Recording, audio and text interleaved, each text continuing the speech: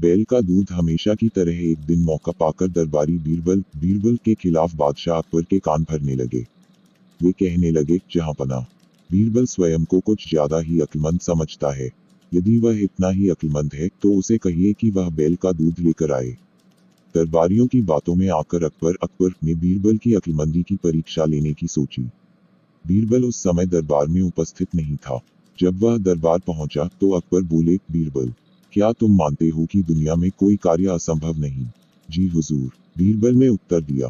तो ठीक है, हम तुम्हें एक काम दे रहे हैं। तुम्हें उसे 2 दिवस के भीतर करना होगा। फरमाइए हुजूर, आपके हर हुक्म की तामीली मेरा कर्तव्य है। बीरबल सिर झुककर अदब से बोला, जाओ जाकर बैल ऑक्स का दूध लेकर आओ।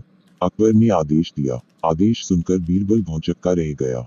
इधर दरबारी मन ही मन बड़े प्रसन्न हुए। वे जानते थे कि यह कार्य असंभव है क्योंकि दूध गाय देती है, बैल नहीं। क्यों बीरबल, तुमने कोई जवाब नहीं दिया? अकबर बोले, बीरबल क्या कहता, वह बहस करने का समय नहीं था। हामी भरकर वह घर लौट आया। घर आकर उसने गहन सोच विचार किया। अपनी पत्नी और पुत्री से भी चर्चा की। आखिरकार सबने मिलकर एक उपाय निकाल ही लिया। उस रात बीरबल की पुत्री अकबर के महल के पीछे स्थित कुएं पर गई और पीट पीट कर कपड़े धोने लगी। अकबर के महल की खिड़की उस कुएं की ओर खुलती थी। जोर जोर से कपड़े पीटने की आवाज सुनकर उनकी नींद खुल गई। खिड़की से झांकने पर उन्हें एक लड़की कुएं पर कपड़े धोती हुई दिखाई पड़ी। अकबर ने वहीं से चिल्लाकर उस लड़की से पूछा, बच्ची, इतनी रात गए कपड़े क्यों धो रही हो?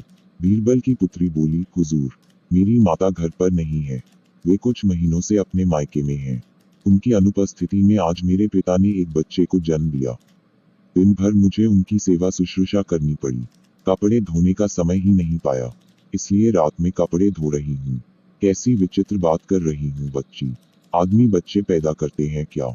अकबर कुछ नाराजगी में बोले, करते हैं हुजूर, जब बैल दूध दे सकता है तो आदमी भी बच्चे पैदा कर सकते हैं।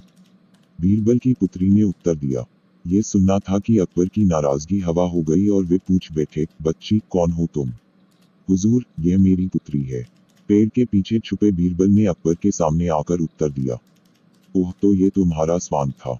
अकबर मुस्कुराते हुए बोले, गुस्ताखी माफ हुजूर, और कोई रास्ता भी नहीं था अपनी बात समझाने का। बीरबल अकबर की नींद में खलल डालने के लिए क्षमा मांगते हुए बोला। इधर अकबर भी बीरबल की अक्लमंदी का लोहा मान गए। अगले दिन रात का पूरा वृतांत दरबारियों को सुनाते हुए उन्होंने बीरबल को उसकी अक्लमंदी के लिए सोने का हार इनाम में दिया। दरबारी हमेशा की तरह जल भुनकर रह गए।